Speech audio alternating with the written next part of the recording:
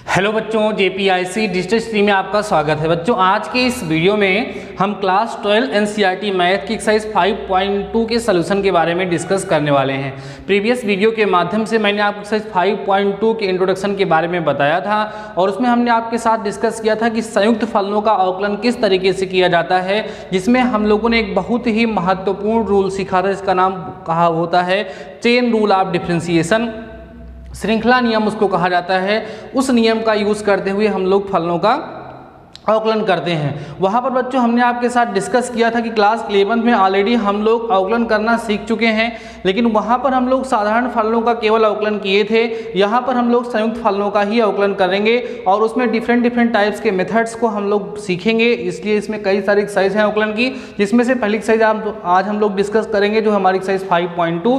तो आइए दिखाते हैं आप लोगों को किस तरह के क्वेश्चन हैं। वैसे आप लोगों ने देखा होगा कि इसका PDF मैंने आपको प्रोवाइड कराया है, बट वहाँ पर कुछ क्वेश्चन शायद आप लोगों को कम समझ में आए होंगे, इसलिए उसको हम वीडियो के माध्यम से आपको समझाने चल रहे हैं। ध्यान से समझेंगे, सारे कंसेप्ट आपके क्लियर हो जाएंगे और क्वेश्चन भी आप लोग सॉल्व कर पाएंगे। ठीक है, देखो बच्चों, आपकी बुक में जो लिखा हुआ है सबसे पहला, उसमें बोल रहा है कि प्रश्न 1 से लेकर के 8 तक जितने भी फलन दिए गए हैं उन सभी का x के सापेक्ष अवकलन करना है और अवकल गुणांक आपको ज्ञात कर लेना है। तो आइए देखते हैं, यहाँ पर 8 के 8 क्वेश्चन हमने लिख रखे हैं और इसमें से जो क्वेश्चन हमें बताने लायक लग रहे हैं उनको हम बताएंगे, बाकी सारे क्वेश्चन आप लोग खुद से सॉल्व करेंगे। ठीक है, तो सबसे पहले हम पहले क्वेश्चन से ही शुरुआत करते हैं। पहला क्वेश्चन हमारे स्टूडेंट्स कितना है, साइन, ठीक है, साइन x² + 5 लिखा है। इसको हम लोग यहाँ पर मान लेंगे, माना y = साइन x² और +5, ऐसा हम लोग यहाँ पर मान लेंगे।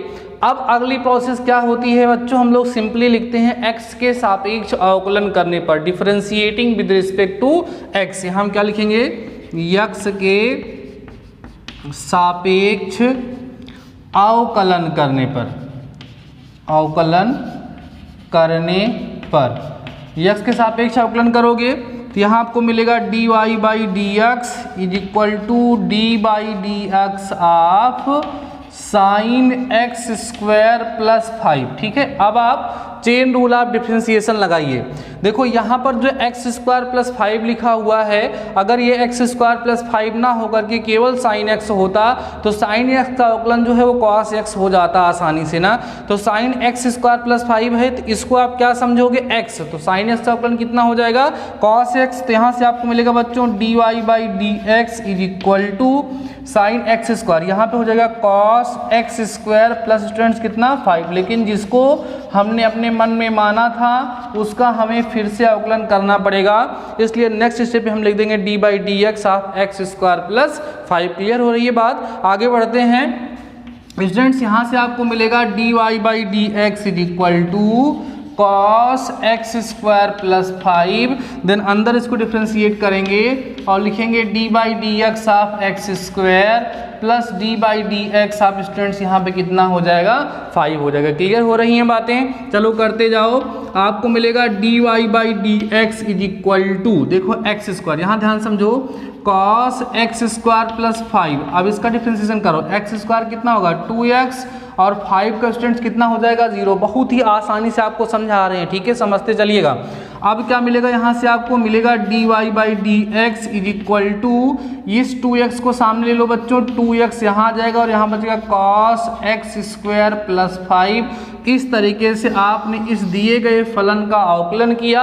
अवकलन करने के पश्चात हमने इसका अवकल गुणांक भी क्या किया, ज्ञात कर लिया। क्लियर हो रही हैं बातें। ऐसे ही आप लोग सेकेंड पार्ट भी करना चाहेंगे तो कर लेंगे। देखो कैसे इसको हम ऐसे मुजबानी आपको बताते हैं, ध्यान से सुनिएगा। इसको बच्चों आप t समझोगे, मन में t समझो, x समझो, कुल मिला के जानो ये cos x लिखा हुआ है और cos x का अवकलन क्या होगा बच्चों, माइनस साइन x होगा।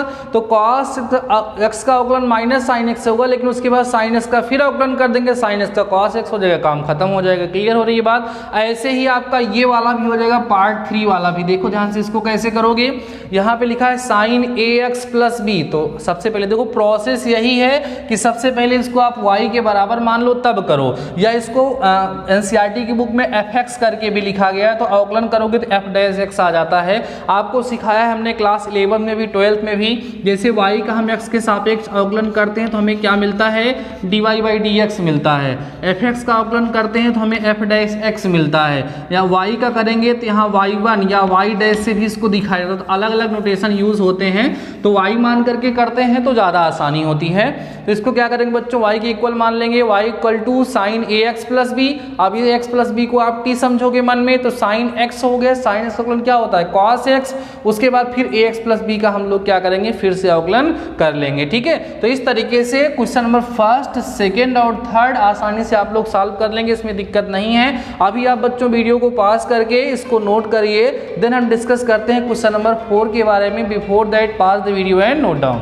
तो आइए स्टूडेंट्स हम लोग देख लेते हैं अपना नेक्स्ट क्वेश्चन। तो हमने आपको बोला कि क्वेश्चन नंबर 3 तक आप लोग सॉल्व कर लेंगे, अब हम डिस्कस करेंगे क्वेश्चन नंबर 4 के बारे में। ठीक है, क्वेश्चन नंबर 4 हमारे पास जो गिवन स्टूडेंट्स वो क्या है, देखिए यहाँ पे लिखा है सेक, और साथ ही साथ यहाँ पर लिखा है tan रूट x लिखा हुआ है ना, tan रूट x। थोड़ा बुक में चेक कर लीजिएगा, शायद tan इनवर रूट x तो नहीं है, लेकिन अभी इनवर तो पढ़ा ही नहीं गया तो इनवर नहीं होगा, यही है सेक tan रूट x। तो सबसे पहले आप क्या करोगे, इसको मान लोगे। कैसे कहोगे, माना y equal to sec tan root x, sec tan root x। Clear हो गई बात। अब हम क्या करेंगे, इसका x के सापेक्ष अवकलन करने के लिए यहाँ पे लिखेंगे x के सापेक्ष अवकलन करने पर। ठीक है, अवकलन करने पर जब हम इसका x के सापेक्ष बच्चों अवकलन करेंगे तो हमें क्या मिलेगा, dy by D x is equal to D by D x of sec tan root x। Clear हो गई बात। अब देखो ध्यान से, हमें इस पे ध्यान देना है। ये हमारा अभी क्या लिखा हुआ है, सेक x। जब सेक x का अवकलन होगा तो हो जाएगा सेक x इंटू tan x ना। आपको याद होगा क्लास 11 में पढ़ाया गया है, सेक x का अवकलन क्या होता है, सेक x इंटू tan x हो जाता है। ठीक है, तो उस तरीके से करिए, इसको लिखोगे स्टूडेंट्स तो लिखोगे यहाँ पे dy by D x is equal to, आपको यहाँ से मिल जाएगा सेक tan रूट x, फिर इंटू में हो जाएगा tan रूट x। ध्यान समझना, थोड़ा लंबा हो रहा है। उसके बाद हम क्या करेंगे, इसको अपने मन में समझे तो इसको फिर से अवकलन करना पड़ेगा, किसका, d by D x of tan root x यहाँ पर आपके पास हो जाएगा। समझते चलिएगा आराम से। तो स्टूडेंट्स आपको क्या मिलेगा, यहाँ से मिलेगा dy by D x is equal to, इसको हम लिखेंगे sec tan root x into tan, फिर tan रूट x। ठीक है, उसके बाद tan x का अवकलन कितना होता है, सेक स्क्वायर x। तो यहाँ पे आप लिख देंगे सेक स्क्वायर रूट x, लेकिन d by D x of root x। Root x का अवकलन हमें फिर से करना पड़ेगा, और आपको पता है कि रूट x का जो अवकलन होता है वो 1/2 रूट x होता है। तो नेक्स्ट स्टेप में हम लोग लिख लेंगे स्टूडेंट्स यहाँ पर क्या, dy by D x is equal to, ध्यान देना, dy by D x is equal to यहाँ पर आपका आ जाएगा कितना, sec tan root x into tan root x। ठीक है, और उसके बाद कितना बचा यहाँ पर, सेक स्क्वायर रूट x अपान में हो जाएगा 2 रूट x। इस तरीके से dy बाई डी एक्स की वैल्यू आप लोगों को मिल जाती है। आप कहोगे सिंप्लीफाई करने के लिए, अगर कहीं पर कुछ भी सिंप्लीफाई करने लायक नज़र आ रहा होगा तो आप कर सकते हैं, और सिंप्लीफाई करने लायक अगर आपको कहीं नहीं दिख रहा है तो आप नहीं भी करेंगे तो उससे कोई समस्या होने वाली नहीं है। समझ में आ गई बातें, कोई प्रॉब्लम तो नहीं होगी आप लोगों को। तो चलो स्टूडेंट्स आप लोग क्या करो, इस क्वेश्चन को भी नोट कर लो उस तरीके से। देखो क्वेश्चन नंबर 5 थोड़ा सा लेंदी है, आई होप आप लोग इसको कर लोगे। इसमें भाग का सूत्र लगेगा, हर अंश का अवकलन माइनस अंश हर का अवकलन बटे हर का वर्ग। बाकी sine ax plus b cos cx plus d का अवकलन करना आप लोगों को आता है, तो सो इसमें आप लोगों को कोई प्रॉब्लम नहीं होगी। सबसे ज़्यादा क्वेश्चन जो बच्चे हमसे पूछते हैं वो क्वेश्चन नंबर 6 और 7 के बारे में पूछते हैं। तो अभी आप बच्चों वीडियो को पास करके इस क्वेश्चन को नोट कर लीजिए, देन हम आपके साथ डिस्कस करेंगे क्वेश्चन नंबर 6 और क्वेश्चन नंबर 7 के बारे में। देन हमारी ये एक्सरसाइज खत्म हो ही जाएगी। 2 क्वेश्चन और बचे हैं जिनके बारे में ऑलरेडी हम आपसे डिस्कस कर चुके हैं, फिर भी मैं उसको डिस्कस कर दूंगा आप लोगों से कहा और डिटेल में, बट अभी आप वीडियो को पास करके इस क्वेश्चन को नोट करें। So before that pass the video and note down. तो आइए स्टूडेंट्स अब हम लोग देख लेते हैं अपना क्वेश्चन नंबर 6 और देखते हैं इसको कैसे सॉल्व करेंगे।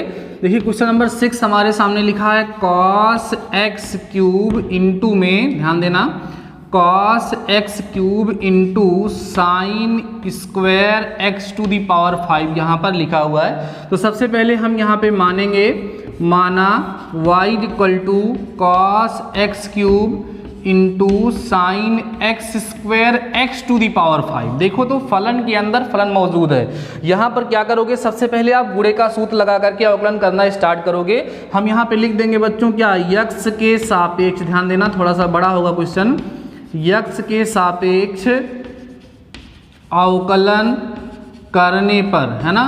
जब हम x के सापेक्ष अवकलन करेंगे तो यहाँ से हमें मिलेगा dy by D x is equal to D by D x of cos x cube into में sine square x to the power 5। ध्यान दीजिए, तो यहाँ क्या होगा, प्रथम फलन दूसरे का अवकलन धन दूसरा फलन प्रथम का अवकलन, गुणे का सूत्र आपको पढ़ाया गया है वो लगा दीजिए। तो आपको मिलेगा student dy by D x is equal to, प्रथम फलन माने कितना, कॉस एक्स क्यूब, फिर डी बाई डी एक्स, आप ध्यान समझिएगा इसको बच्चों, साइन एक्स की पावर 5 ऐसे लिख करके फिर पूरे का होल स्क्वायर हम लगा सकते हैं, ठीक है। प्लस में हमारा आ जाएगा साइन एक्स की पावर 5 ऐसे लगाए रहिए, और डी बाई डी एक्स आप यहाँ पर स्टूडेंट्स आप क्या लिख दोगे, कॉस एक्स क्यूब यहाँ पर आप लिख सकते हैं। प्रथम फलन दूसरे का अवकलन धन दूसरा फलन प्रथम का अवकलन, यहाँ पर गुणे का सूत्र हम लोगों ने अप्लाई कर दिया, ठीक है। आगे बढ़ते हैं तो हमें लिखा स्टूडेंट्स यहाँ पे कितना, d y by D x is equal to, देखो ध्यान से इसको हम क्या समझें, x समझें तो ये हो जाएगा स्टूडेंट्स एक्स स्क्वायर ना, एक्स स्क्वायर का अवकलन क्या होता है, 2x होता है।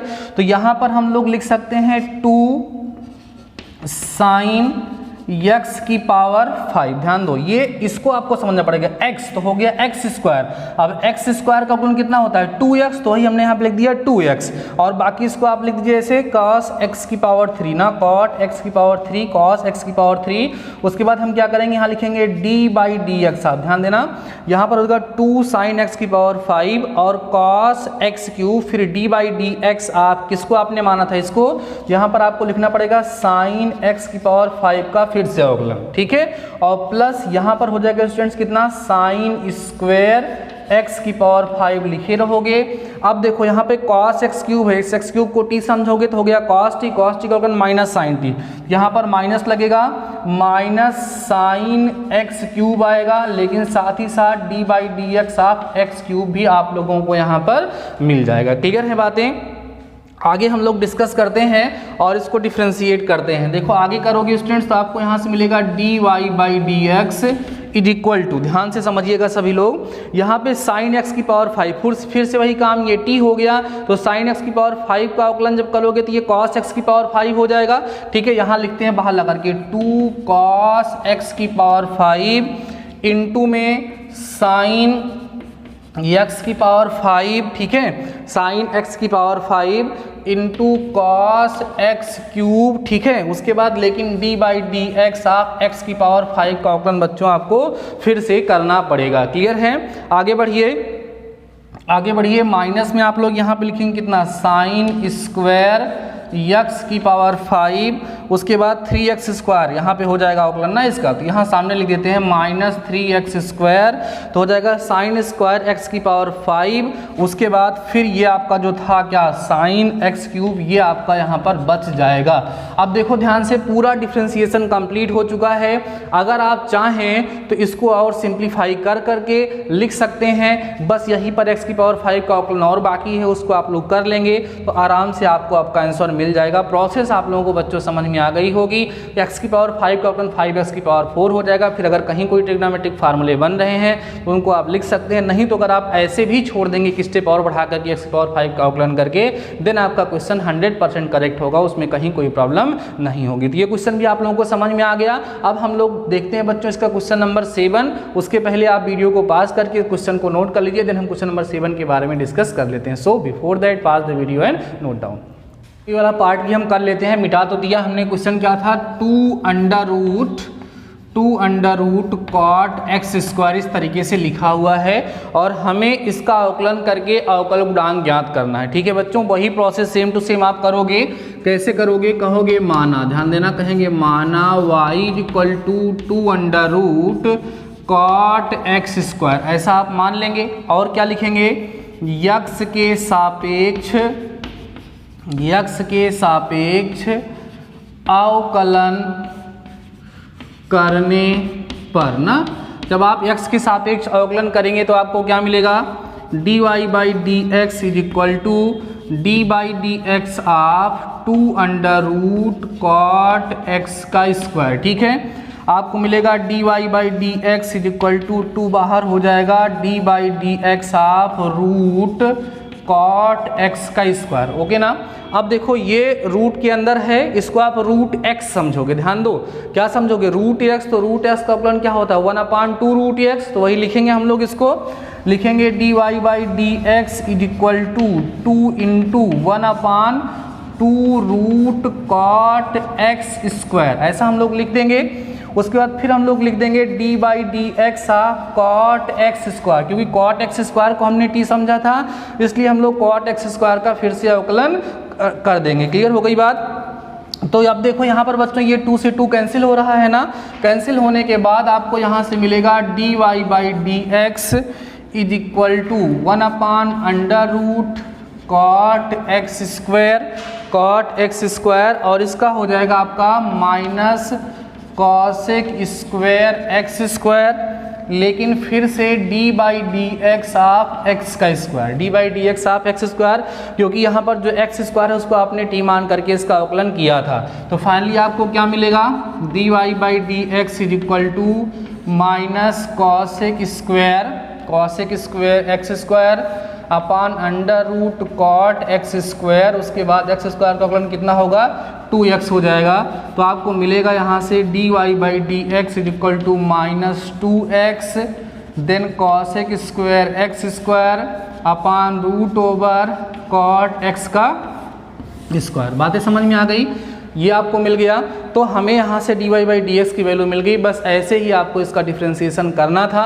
तो आपने देखा स्टूडेंट्स कि ये हम लोगों ने डिफ्रेंसिएशन की अपनी फर्स्ट एक्सरसाइज स्टार्ट की, जो आपको काफ़ी ज़्यादा आसान लग रही होगी। आप इसको सिंप्लीफाई और ज़्यादा करोगे क्या? बस ऐसे रहने दो। यहाँ से देखो कुछ लोग समझते हैं कि रूट के बाहर आ जाएगा, लेकिन बच्चों रूट के बाहर तब आएगा जब पूरे का स्क्वायर लगा हुआ होगा, केवल यहाँ पर ये एक्स स्क्वायर का लगा है। मतलब आपको फंक्शन को पहले पहचानने की ज़रूरत है। पहले आप फंक्शन को पहचाने कि जो फंक्शन हमारे सामने दिया है वो किस रूप का है, उसका मानक रूप कौन सा है। जिस रूप का अवकलन करना ऑलरेडी हम लोग जानते हैं, तो अगर हम उस रूप का अवकलन करना ऑलरेडी जानते हैं तो हम उसको आराम से सॉल्व कर पाएंगे। नहीं तो अगर नहीं, जैसे यहाँ पर भाई किसको हम माने, इसको हम मानेंगे तब तो काम बनेगा, इसलिए इसको x माना तो ये रूट x हो गया। अब रूट x का अवकलन 1/2 रूट x हमें यहाँ से प्राप्त हो गया। क्लियर हो ये बातें? तो क्वेश्चन समझ में आ गया होगा बच्चों। इस तरीके से अब आप लोग अपनी एक्सरसाइज 5.2 को आसानी से सॉल्व कर सकते हैं, उसमें कोई भी दिक्कत आप लोगों को अब नहीं होगी। तो ठीक है बच्चों, आज के इस वीडियो में बस इतना ही। शानदार रहिए, मस्त रहिए और पढ़ते रहिए। मिलते हैं नेक्स्ट वीडियो के साथ, तब तक अपना ख्याल रखिए। All the best.